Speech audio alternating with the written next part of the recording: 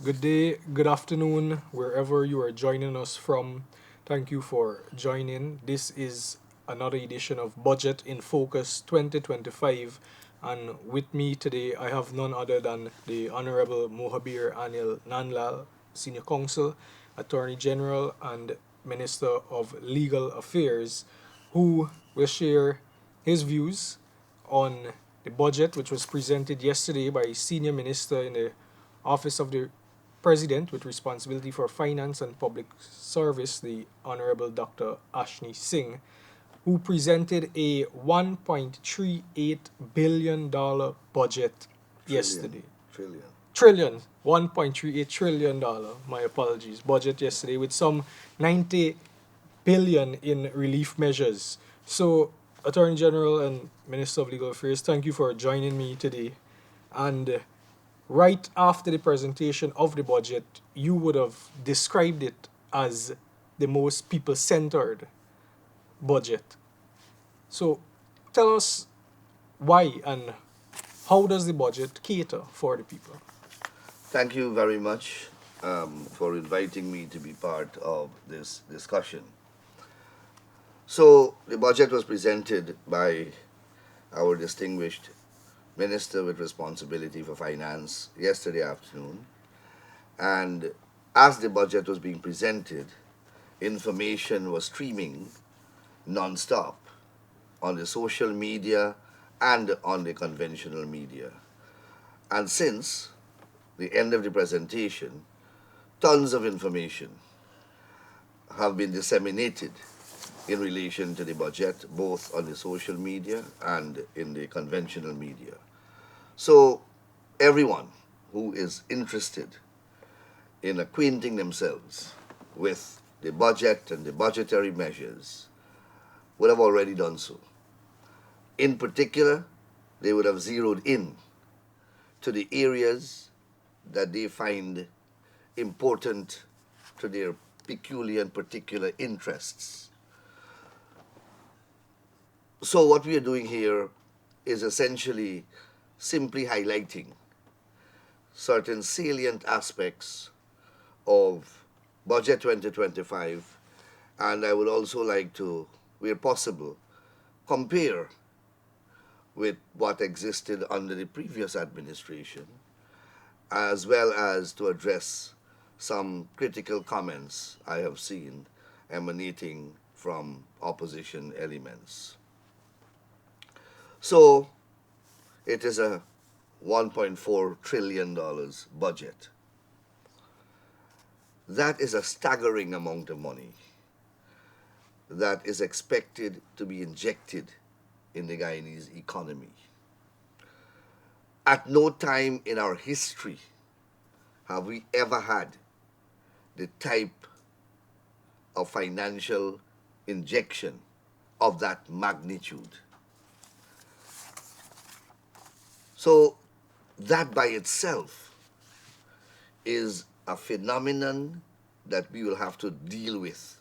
So much money circulating in the economy. You have to be extraordinarily daft to form the opinion and then express it publicly that this budget doesn't cater for the people. Wherever you live, whether you're employed or unemployed, a financial injection of the magnitude of 1.4 trillion over a 12-year period will positively impact your life and the lives of every single Guyanese, whether they participate actively in the economy or they're simply bedridden and play no functional part of the economic equation of the country. The sheer mammoth nature of the financial injection will touch their lives. So that's the first thing. Secondly, this money, most of it, will be spent on activities that will occur within the territory of Guyana. 99% of this $1.4 trillion will be spent in economic, infrastructural, construction, service oriented, you name it, within Guyana. Thousands of workers, hundreds of thousands of workers will obviously benefit. The business community, whether you're selling water or you're selling homes, whether you are in the service industry, whether you are in the agricultural industry, whether you're in the technological industry, whether you're in the sugar industry, whichever industry you are engaged in, this money will be spent in that area of activity. And those who are participating at whatever level in the activity will benefit from it. Right. So, In terms of, and then you have $90 billion through budgetary measures by simple adjustments to the tax system in the main will release into the pockets of Guyanese of every walk of life $90 billion. This is outside of your salary. This is outside of pensions. This is outside of all your other earnings and revenue stream. By simple adjustments to the taxation system, 90 billion is going to be released to you. Then you have measures such as subsidies that will go into GPL to protect your light bill tariffs from increasing. Government has assured that they will step in by utilizing the various mechanisms available to insulate you from the vicissitudes of prices on the world market, to ensure that you don't suffer an increase in your tariff. Largely, we have been doing that in relation to the importation of fuel. And people don't appreciate these things. If we were to sell fuel at the market value, fuel prices at the pumps would fluctuate drastically. We have stabilized that by fiscal adjustments. I could give you another example. Imports, duties and taxes on imports. Since we came into government as a result of COVID, the cost of shipping, and anybody who got a fleeting familiarity with the industry will know what I'm speaking about. The cost of shipping rose astronomically from somewhere about $4,500 US for a 40-foot container out of China to as high as 18 to 20,000 US during the COVID-19 period. We have adjusted the taxes on importing. We can't control the cost of shipping. We don't own the ships. But what we have done, we have adjusted the taxation system for imported goods to set off the increase so that you get some type of relief from the increase in shipping costs. The budget says that will continue. And another measure I can point to is the abolition of tolls which is scheduled to take place upon the completion of the Berbice, the Demerara River crossing. To cross the Berbice Bridge, I believe a car is about 1,000 and an SUV is about 2,000 or more. That will no longer have to be paid. It means that there should be a decrease in taxi fares and minibus fares. That's more disposable income, adding to that 90 billion to which I've made reference to. And that will happen in Wisma, it will happen in Demerara, and it will happen in Berbice. And then you have a whole regime of direct cash transfers, and they're all listed in the budget. $100,000 for every baby born, beginning, I suppose, from Jan when the budget is passed. Remission to on your income tax rate for every child. A $10,000 disbursement for medical purposes, any checkup. Old age pension doubling from what it was in 2020, from 20,500 to $41,000. So you will hear the argument that, oh, we have oil, and therefore you have money. And the answer to that is yes, we have oil. So we have an additional revenue stream, which we didn't have before. But what are we doing with the money? And that is the question.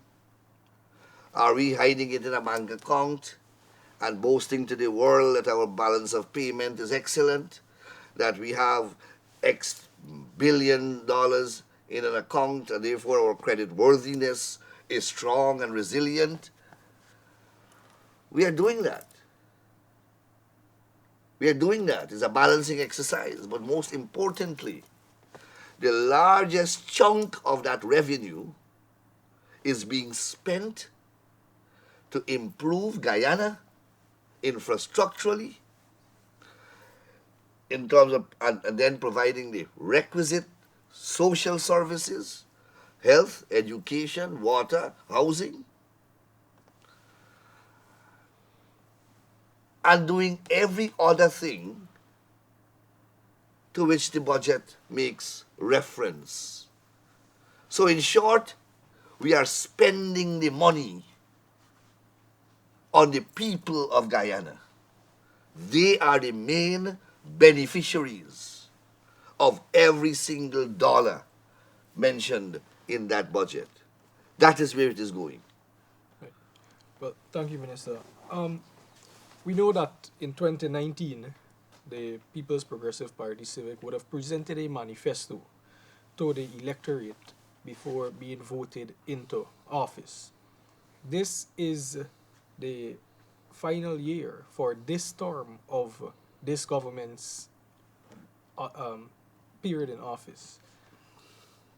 Now, obviously, contrast would be drawn to what the manifesto promised and how the budget has delivered on those promises. What do you say to the naysayers who are out there saying that the party has not fulfilled their manifesto promise, despite the overarching context which you would have described the budget with just now, and given that it is evident that many or all of the manifesto promises were fulfilled. For example, the doubling of the old age pension you would have mentioned, and many other measures that were put in place. So that's a very good question. Many people, in particular those on the opposition benches, do not understand that electoral politics is based upon trust. and inherent in trust is credibility. So politicians go on a political platform during an election season and they make promises. They say to the electorate, if you elect me, these are the things that I'm going to do. Those things are contained in a manifesto. The manifesto that we prepared was not prepared in abstract and in isolation. We didn't sit down on the upper floor of Freedom House and draft that document. We were in the opposition, and every single day we were in the communities of this country. From Aishalton to Waini, from Crabwood Creek to Charity. Every one of us. And we were talking to people. We were hearing what they want, and we were listening to the cries and their anguish and their pain and their suffering to which they were subject from 2015 to 2020 as a result of policies implemented by the APNU AFC coalition government. We chronicled all those materials.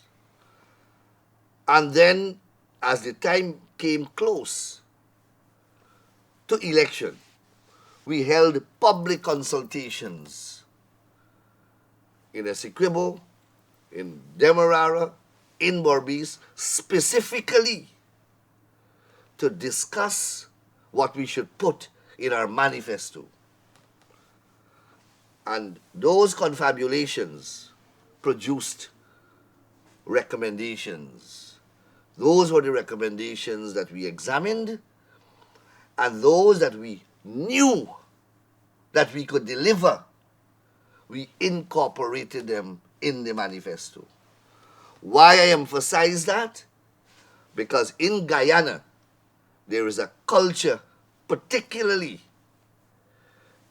on the opposition side, of making promises that are only intended to induce voting. In other words, it's a con game for many politicians on the other side. So they make ridiculous promises and they appeal to the gullibility of certain people. And in 2015, a lot of people believed it. So they told the sugar workers that they will double their income. What did they do? They closed down the industry. Knock off 7,500 sugar workers. They told the rice farmers that they will get $9,000 a bag for paddy. When they got in the government, they told the rice farmers through the president himself, rice is private business. They took the rice, sold it to Panama, never collected a cent. 7 million US. Indebted. Rice farmers' money, rice millers' money. They just give the Panamanians. We had to go to court and get it back. They told the people that they are going to reduce taxation right across the board. They drop a whopping 200 additional taxes on the backs of the Guyanese people. Right? They went to the university and they said to the university students, we are going to reduce tuition and we are going to create jobs for you when you graduate. What did they do? They increased tuition fees. And when the reporter asked the president, what do you tell the UG graduates about job creation? He said they could go to Stabrook Market and sell cocoa rice and plantain chips. Right? They told the miners that they're going to give them tax concessions. What did they do? They impose higher taxes. and impose taxes on mining equipment that used to be duty free. They did that for the agriculture sector as well. So I can go through a series of promises that were made and people were duped, and when they got into government, none were delivered. In fact, the opposite was done. The opposite was done.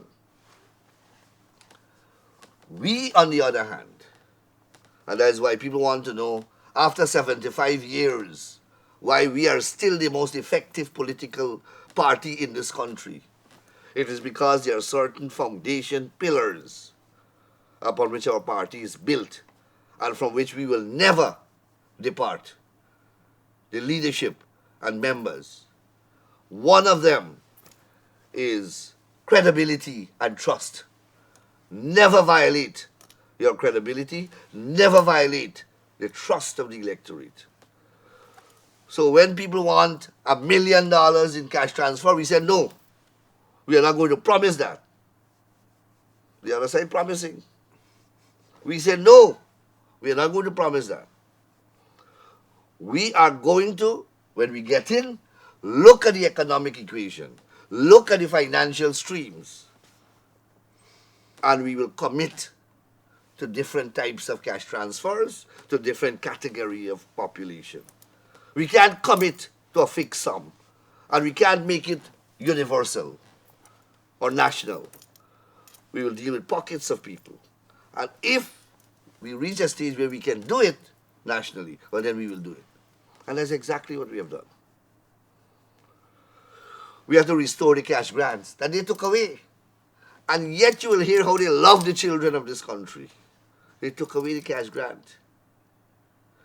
We have moved it from 10,000 to 50,000. And that is what we promised. We promised 50,000 new house lots. We will surpass that before the year is finished. We promised how many scholarships? I can't remember. We have surpassed the number of scholarships. We have removed tuition fee from the University of Guyana. Removed it. You will hear them say, oh, the Burnham had bankrupted the country. That's the difference. We ensure that if we remove it, it is sustainable. It is feasible to do so. They may ask, oh, did you do a feasibility study? That's all that they know. Pay hundreds of millions of dollars to do feasibility studies. You know what you do a feasibility study in relation to? Something whose success is in doubt. A project whose feasibility is not assured. That's why you do feasibility. They don't understand that concept up to now.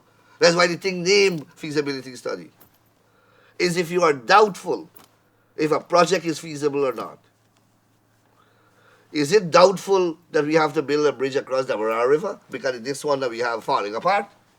You need a feasibility study to tell you whether we should have a new bridge? You're dealing with deranged people. And that is why the electorate of this country will never elect them again. So I sidetrack a little. Let me get back to the question that you asked, the manifesto. So, speaking for myself, in my study at home, I have a PPP manifesto on my desk. And I read it ever so often. And I am sure that I speak for the collective in our government. Because that is the pledge that we made to the people. That is the pact upon which we were elected to govern. And we deliver on all our promises. So the projects that we are pursuing and the manner in which we are pursuing them and which one we decide to do and which one we will not do are not dictated by our own caprice. They are what the people were promised. And that is why you have a whole body of people out there who are armchair generals and they want to be the policy makers of this country. And they want to tell you what to do. And when we ignore them, they get caustic. And they write nasty things in the newspapers that they control. What they don't understand is that we have a duty to the electorate who voted for us. I am not even sure that they voted for us. It's not that we don't listen to people who vote for us, but we made promises to the electorate. We didn't make promises to PPP supporters alone. We made promise to the electorate. We made promise to every single Guyanese voter. Now, if they didn't vote for us, that's their business. But we made, I spoke about trust and commitment and, and trust and credibility. Not because you didn't vote for us, we are going to damage our credibility and not deliver to you. We do politics based on principles and not political whims and fancy. Of course, we have real politics too. And we have to look after our constituents. We are not blinded to that political realism. But, as I said, we are a responsible grouping of people. And we know that we have to carry this country on our shoulders. The history of Guyana has shown that whenever the PPP is out of government, the country decays. There is economic decline. There is social disorder. There is a breakdown of democracy and the rule of law. When the PPP is in government, there is economic prosperity. There is social cohesion. There is law and order in the country. Whether you want to accept that or not, that is what the history of this country records and has recorded. And that's the difference between the two governments. So, we have delivered on almost every single promise that we have made. And in many cases, we have exceeded those promises. We have gone and done things that, major things, that we may not have specifically promised, but would have been part of our policy imperatives. So we promised cheap electricity. We promised alternative sources of power to fossil fuel. We promised that. We may have had in mind solar power. We have had in mind hydropower. And we still do. And we still have those on the agenda. But we have moved to a gas to shore project that will guarantee reliable supply of electricity and natural gas, as well as bring the cost of electricity that is so exorbitant in Guyana to an acceptable level that will trigger our manufacturing and processing potential in the agricultural industry, in the forestry sector, in the mining sector, and in all the other sectors. We are only primary producers. We need to elevate our production to a different level. Why we have not been able to do it? Because it has not been feasible because of the cost of energy. Once we are able to bring that cost factor down, then Guyana will, then you will see the boom. Fuel, oil and gas is not our true potential. That's not our true um, greatest natural resource. Agriculture is. And our other natural resources and the capabilities that we have in those sectors. So, unlike other political parties, we steadfastly ensure that we deliver our promises. So that when we go to the electorate at an election time, we can say to them, you have elected us based on these promises and we have delivered them to you. And we are coming back to you for you to renew our mandate to continue to deliver these new sets of promises now, because we plan to make a new set of promises having delivered on these. Right. And as we are on the point, Minister, the leader of the opposition has specifically said that this is the worst budget.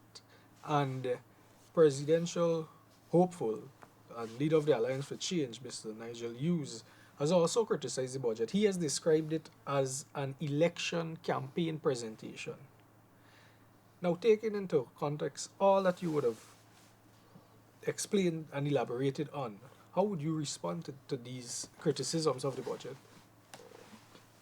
I'm disappointed in that vacuous statement of Aubrey Norton. Nigel Hughes, in my respectful view, is an utter disappointment. And those who had great expectations in him, no doubt, are experiencing that disappointment. With each passing day, he says something that is more bizarre than the previous day. And I have said elsewhere that the same argument that 33 is not a majority of 65 typifies the gentleman's mentality. The fact that you can think that and then hold a press conference on your own volition and say it publicly and then prepare a legal opinion and give a government, you lack serious judgment. And I've done a program in which I've explained all of these things. The position he takes on the oil and gas sector, it lacks common sense. So this guy is in a special category. It's an election, what he said? It's an election campaign presentation. The presentation of the budget yesterday. So we are going to an election. We know that. The budget of any election year must bear some relationship with the election, a major political event. You have to be utterly dumb as a politician not to recognize the relationship between an election and the budget that will be presented in that election year. You have to be an utter idiot not to recognize that kind of connection. So that's the first thing I want to say. But let us examine the budget. This budget, as I said, as I've been saying for the past 30 minutes, is a product of our manifesto. It is a continuation of what we have been doing since 2020 when we assumed office. The housing drive is expanding. The infrastructural boom is expanding. The digitization of government is what we promised. That is unfolding. The Agriculture sector is expanding because that is in keeping with our food security objectives. So which one is electioneering? We have said our cash grant we have increased. We have increased pensions. These things have been increasing every year. Salaries have been increasing every year.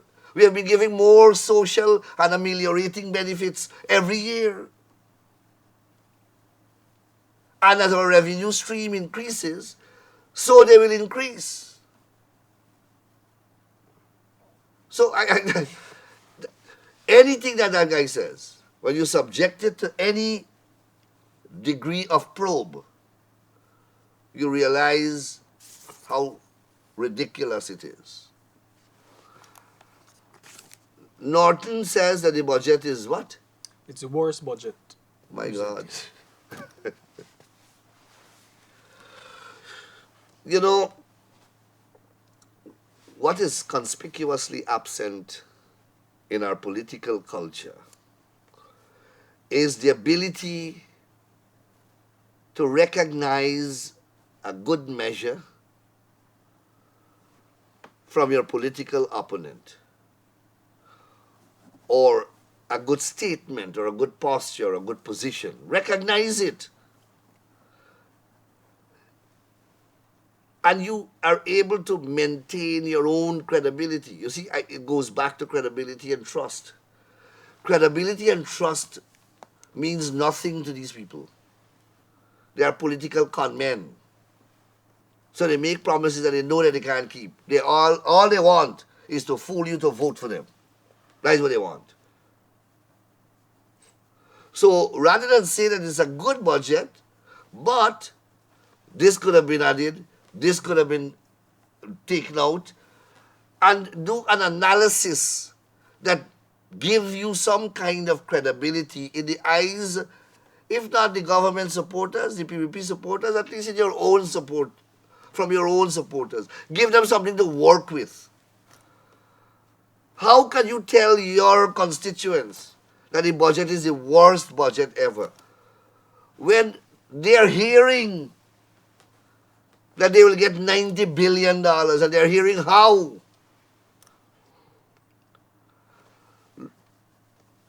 It is no secret that traditionally, I hope that it has changed, that the public sector employees are opposition supporters by and large. The tax adjustments, every single one of them who are in the public sector will benefit from that. And this budget is worse than the one that you passed where you imposed 200 tax measures. The budget is worse than where you tax the mule cart man. Remember they passed a tax on mule? You know mule is an extinct animal. There's no mule in Guyana. When they don't tax everything, they search for an animal that is not no longer in existence and they clap a tax for the animal.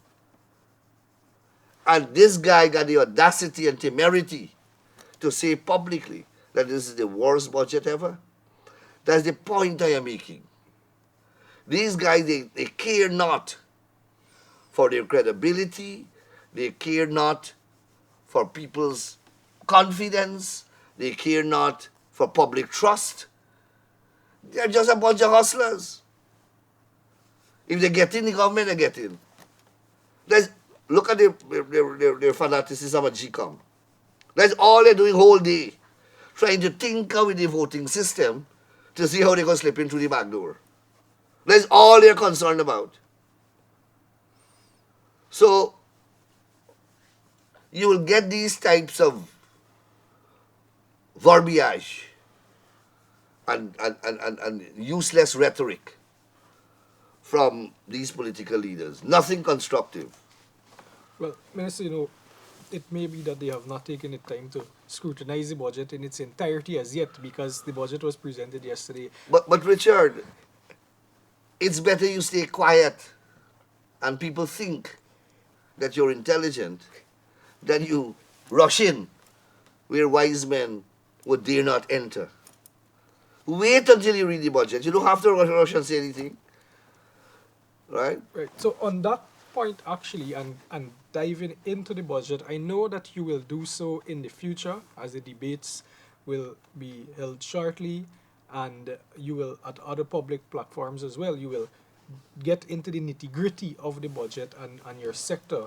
But what I wish for you to do now, because many persons, are they do not take the time to look at the measures for themselves. They rely on hearsay in some cases, and if the opposition is, for example, saying that this is the worst budget yet, somebody who might not have even read the budget would say that yes, indeed, it is the worst budget yet, and that bandwagon effect is created there. But if we are to go through some of the measures, for example, you mentioned the doubling of old age pension from 2020 to now.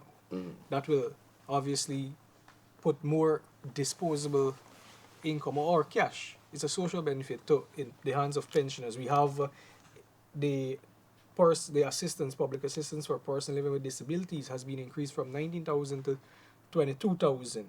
The school children voucher is now at 50,000, and there's an additional 5,000 for uniforms. There's a $10,000 universal health voucher for every Every guy Guyanese, is. and mothers or new mothers and will receive this 100,000 cash grant when they give birth. There is a 9 billion allocated in the budget to ease the burden of the rising cost of living. You've mentioned the increase in the income tax threshold to 130,000 and the reduction of the PAYE to 25% as opposed to 28%. 28%. And all of these clearly And have. another one that you should add, because when you go there, you meet a lot of people with NIS issues. Right. So a budgetary allocation totaling several billions, 10 billion. 10 Yeah, billion I yes, think, yes. has been made for the NIS scheme. And what is the intent of this allocation? Many people may not have reached the 750 required contributions. This budgetary measure is to allow persons who have made 500 and over, so between 500 contributions and 750, that category of persons who would have received no NIS will now get benefit from a lump sum payment based upon how much contributions you would have made. Now that simple measure will reward tens of thousands of old people, NIS pensioners. They call me from New York, they call me from Brooklyn, from Washington, all over Canada, and I hope that they're listening. So, and it has always appeared to be an unfair thing that you miss a couple of contributions and you don't get anything. Here it is that the government has seen the injustice in that situation and is now rectifying it. Right, and these are measures. So let me just go back. How, no other budget in the history of this country has ever done that. And yet it's the worst budget. I'm just showing you how these guys are disgracing themselves by the public utterances that they make. And why do they say so? Simply because they are too small minded, they are too envious, they are too myopic, they lack the magnanimity to say to the government or to say publicly, this is a good budget. But, you have to criticize. You're the opposition. We don't expect you to embrace the budget. But be sensible. Richard, at the end of the day, I love this country. And I love the people of this country. And I know, no matter what I do or what the PPP does, we are not going to get 100% people to vote for us in the country. That's impossible. So you're going to have a constituency out there who are Guyanese who will want another leader to represent them. And I would like for there to be a sensible, at least an intelligent leader, a leader who is a leader of substance, of credibility, of trust. Because for whatever reason, they have not chosen my party to pledge their allegiance. They are entitled to proper leadership. And I would like to see that happen. And when you look around the political landscape, unfortunately, outside of the PPP, there is a conspicuous vacuum of the type of quality of leadership that I'm referring to. Yeah. Why I raise the point in relation to the measures is because oftentimes we have heard the government described as one which implements concrete policy, not figuratively in the sense that they many people say this is a sandstone and cement government from the opposition, but these measures are social measures which were improved upon based on previous budgets presented by this government, as well as new measures, new social measures. So let us deal with the sand, stone, and cement argument. You know, in the Caribbean, in particular in Trinidad, we are called the mudland. You know why? Because the place got a lot of mud. All the roads used to be mud road. We, you don't want us to build the road? What we will build it with? Bread, not concrete, cement, and stone, and other material, road building materials. The very people who are speaking and saying that would lament when they travel the road and it doesn't have the very concrete cement and stone. Let a car go in fast in the mud. You can hear what it costs the government. Now, when you do the road, it's concrete and stone. And then the other argument is, oh, your friends and family getting the contract. Now, you can hear that all the time. Let me tell you a couple of things that you will hear. Friends and family and favorite benefiting. Firstly, we would like the entire country to be our friends, family, and favorites. So you can join us. I am making an appeal and an open invitation. Come join the friends, family, and let us all share in the bounty. I am asking you to come on board as the first thing. If you want to stay out, you can't look at us jealously. Let me assume that that is even taking place. Secondly, when you look at the people all around who will benefit, I mean, you're still claiming that you will win the next election, yet the whole country who are benefiting are our family and friends. And you're still hoping to win the election? Still telling people that you will win the election? How? If you, the point I am making to you, anything that they say, you examine it closely. And I can disintegrate anything that they say. So we have no apologies, Richard, as a government, for building the infrastructure of this country. That is what the country requires. What we are doing, what people don't understand, is that we were in decay. We were in the doldrums for 28 years, while every country in the Caribbean, these islands are small rocks in the Caribbean Sea, but their economy is advanced. Their infrastructural environment are advanced. We are starting from way behind. So we have to build as quickly as possible. To how you want the country to advance to reach the stage, you'll have to build it out. So that is what we are doing. And we have no apologies. We are going to pave every single road in this country if we have not done it already. We have promised every single child that they will have a quality education, and we are working towards that. We have promised the people of Guyana that they will get primary health care of international standard, and we are working every day to provide that. If it requires using cement and stone, well, then so be it. These are nonsensical arguments. And what was the other thing that you were telling me? No, I was saying balancing or contrasting these clearly Yeah, and oh, social yes, the benefits. other thing is, not only are we doing that, Right. look at the number of water treatment plants that we are building across the country. Look how many housing schemes that we are building across the country. Who are benefiting from these things? All these things are PPP supporters. That's your argument.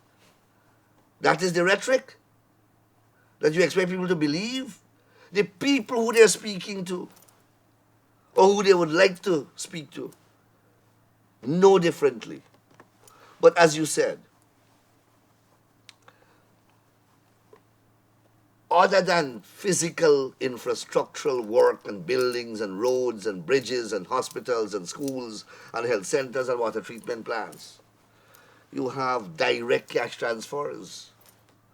You have adjustments of the taxation system that inures to more disposable income for every single Guyanese. What more you want from a budget? What more you want from a budget? So you will hear that the budget somehow is racist. And as Ashley Singh was presenting the budget, I was telling one member of the opposition how the measures are deadly racist. You know, how dare you give $100,000 to a baby? Somehow they will find racism in that. And you, listen, you wait and see. How come you raise the income tax threshold to 130,000? Somehow in that they will find racism. So you have an opposition who's a hopeless bunch. And unfortunately, they're there. We have to endure them at least until the next election. Um, I hope that the electorate will vote wisely and will elect a different group of people. Certainly, I'm hoping that they will elect the PPP, obviously. But we have to have better representation at the high forum of the National Assembly than we have now. That's certainly my wish. And those who doubt me, just look at the budget debate. Look at the budget debate and judge for yourself the level and quality of the presentations that you will hear from both sides. Listen to the government side and then listen to the opposition, and you make your own judgment. Now, Honorable Attorney General, before you wrap up, I would just like to give you the opportunity here to cover anything that we would have missed or express your views, any additional views you may have on the budget. 2025 budget, as I said, is the most people centered budget. I have said many times before that this generation of Guyanese is the most fortunate generation of Guyanese in the history of our country. What we are realizing, what we are part of, what we are engaged in, are things that our foreparents dreamt of, they bled for, they sweated for, but never were able to realize it. Our generation is blessed in that we are able to do those things, see those things happen, and be part of the process that is making it happen. Future generations may live a better quality life, but they will be inheriting what we are building now. They will cross the Demerara Harbor Bridge, but they can never say that they were part of the struggle to build it, right? And that's something that we mustn't take for granted. And that's why I speak about being so blessed and being able to be part of this historic, um, groundbreaking period of Guyana's history. 2025 must be situated in that context. And the new revenue stream that we have gotten is Guyana's blessing. And every Guyanese is entitled to benefit from that. It's the people's resources. The budget, and that is why the budget doesn't in any form or fashion discriminate. It embraces in its fold every single Guyanese from birth to death. From the time you're born, you get 100,000. From birth to death, it embraces every single Guyanese. And every single Guyanese must benefit from it. And every single Guyanese must see the budget as that. I am not saying that it's a perfect document. I'm not saying that it's a perfect document. No document is perfect. I am saying it's an excellent budget. It's an excellent budget. We may have some difficulty managing inflationary implications with this kind of financial injection. But that's more for the economists to do, and they will deal with that.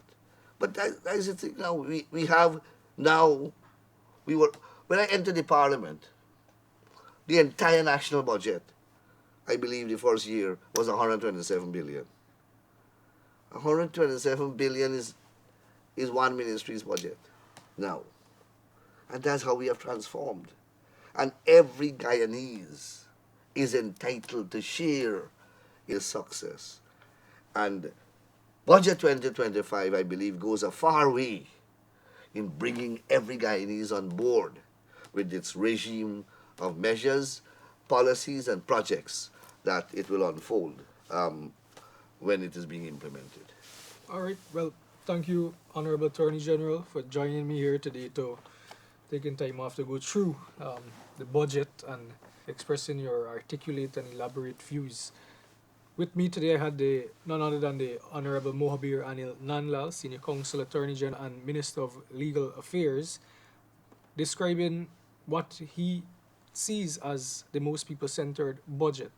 Thank you for joining us wherever you're from and wherever you're looking at this program from, and look out for the next episode.